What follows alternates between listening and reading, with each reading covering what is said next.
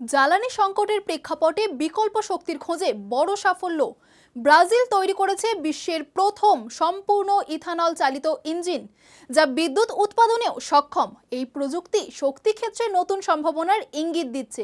আর এই সম্পর্কিত আরো বিস্তারিত তথ্য থাকছে এই রিপোর্টে।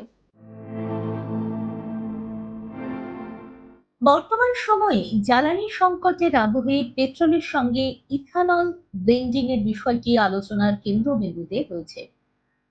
এবার ইথানল থেকে উৎপাদিত হবে বিদ্যুৎ। ইতিমধ্যেই ব্রাজিল বিশ্বের প্রথম ইথানল ইঞ্জিন তৈরি করেছে, যেটি সম্পূর্ণরূপে ইথানলের সাহায্যে চলবে এবং বৃহৎ পরিসরে বিদ্যুৎ উৎপাদন করবে। এখনো পর্যন্ত ইথানল শুধুমাত্র গাড়ি ও ট্রাকের মতো যানবাহনে পেট্রোল এবং ডিজেলের মতো বিকল্প হিসেবে অথবা ব্লেন্ডিং এর মাধ্যমে ব্যবহৃত হতো। এখন বিজ্ঞানীদের দ্বারা তৈরি করা একটি বিশাল ইঞ্জিন পাওয়ার গ্রিডের জন্য বিদ্যুৎ উৎপাদন করতে সক্ষম হবে।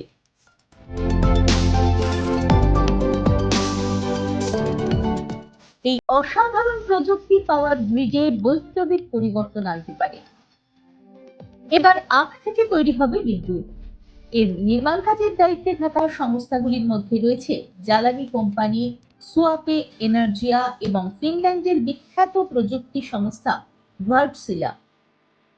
এর জন্য ভার্টসিলা 32M নামের একটি বিশেষ ইঞ্জিনকে পরিবর্তন করেছে, যা শুধুমাত্র ব্রাজিলের আখ থেকে উৎপাদিত ইথানলে চলে। বিজ্ঞানীরা এখন বাস্তব পরিস্থিতিতে একটি পরীক্ষা করবেন। এটি কর্মক্ষমতা, স্থায়িত্ব এবং দূষণের মাত্রা যাচাই করার জন্য আগামী কয়েক বছর ধরে ইঞ্জিনটি চালানো হবে।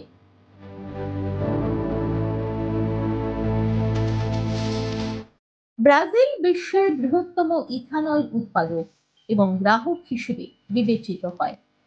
নতুন ইঞ্জিনটির মাধ্যমে ইথানল থেকে বিদ্যুৎ উৎপাদনের পথ এখন সুগম হয়েছে।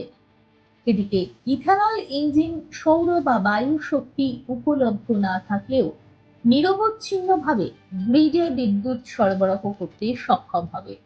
আন্তর্জাতিক শক্তি সংস্থার মতে 2030 সালের মধ্যে বিশ্বব্যাপী জৈব শক্তির উৎপাদন দ্রুত বৃদ্ধি পাবে। এমতাবস্থায় এই প্রযুক্তির ভবিষ্যৎ উজ্জ্বল বলেই অনুমান করা হচ্ছে।